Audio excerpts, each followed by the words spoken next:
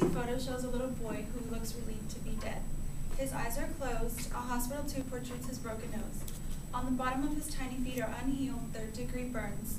He had been tied with pantyhose and belts to a banister by the woman who had become his foster grandmother.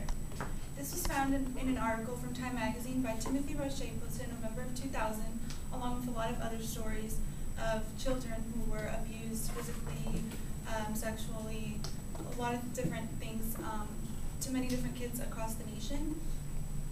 Kids who feel the most neglected are those who are in their foster care system, opposed to those who are adopted or in orphanages and stuff like that. I have personally witnessed a family a couple years ago. My little sister was friends with this little girl who lived in a house in our neighborhood, and she was always at our house, and she was a foster child, and she loved our family, and she asked me one day if I could ask my parents if we could adopt her. And I was just like, what am I supposed to say? That it was so sad. And then randomly she just disappeared because they're moved from place to place so often, and they don't even get to stay in one place for long. And she lived in a house with like 5 other different foster kids, so they're definitely neglected by these families who take them in for the wrong reasons. If the foster care system cannot be written up completely, there are other measures that should be taken to improve the system. So first I'll be talking to you guys about the problems with the foster care system, some of the causes, and some solutions for that. So the foster care system is increasing the number of mentally unstable kids in the United States because of how bad the foster care system is. There aren't sufficient means of investigations and stuff like that when kids are being sent out into the foster care families. Often they're displaced. The social workers and care workers lose track of the kids that they send out. An article posted on Utah Law Review in 2009 by Laura Brick states that until recently there was not even a national reporting system that tracked the number of children in these diverse foster care systems. So they're often, they lose track of them, and there's a high percentage of them that end up in criminal activity, dating violence, and all these type of things, homelessness. There's a really high percentage of them that are homeless because they're raised until they're 18 in foster families that they don't give them enough means. There's no funds for them for when they are 18 for them to actually make a living of themselves. So a lot of times they end up homeless. So now that I've talked to you about some of the problems, I'll go into some of the causes of the foster care system. So foster parents often don't have the means to take in as many kids as they do, and they do so most of the time for money because the government gives these mothers or families money to take in kids to take care of.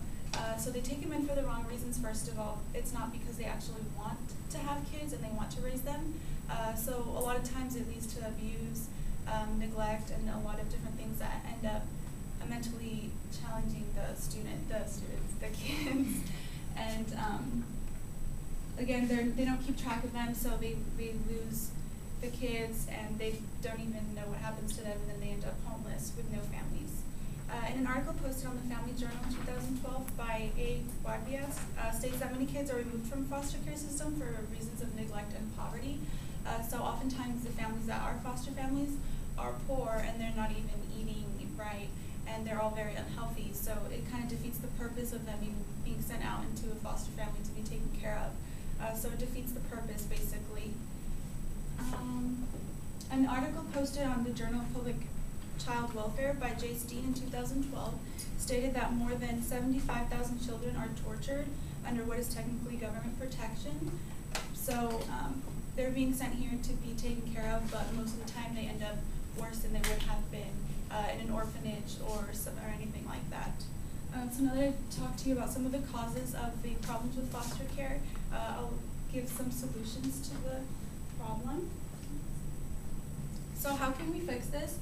There are many laws and regulations that we should improve when families want to take in foster children. There's not sufficient means of investigating them. So they do a lot to investigate adoptions, which is what they should be doing with foster families as well, like going through all these tests and stuff like that. They should have more strict tests for that.